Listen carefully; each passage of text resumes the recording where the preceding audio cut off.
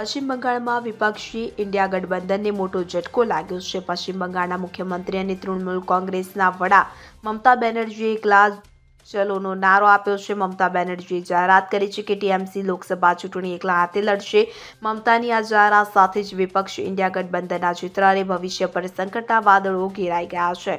મમતા બેનર્જીએ આ જાહેરાત કરી ત્યારે ઉપેક્ષાની પીડા અને કડવાશ પણ દેખાઈ રહી હતી. તેમણે કહ્યું કે મેં જે પણ સૂચનો આપ્યા હતા તે બધા ફગાવી દેવામાં આવ્યા હતા. બધા પછી અમે બંગાળ એકલા જવાનું નક્કી કર્યું. રાહુલ ગાંધીનું નામ લીધા વગર તેમણે એમ પણ કહ્યું કે તેઓ પશ્ચિમ બંગાળની મુલાકાતે જવાના છે. આ અંગેની માહિતી તેમને સૌજન્યની બાબતમાં પણ આપવામાં આવી નથી. Bureau report CN24 news. હવે જુઓ દેશ દુનિયાની તમામ ખબરો તમારી આંગળીના ટેરવે. ઉઠાવો મોબાઈલ અને Google Play Store પરથી ડાઉનલોડ કરો અમારી CN24 ન્યૂઝ મોબાઈલ એપ.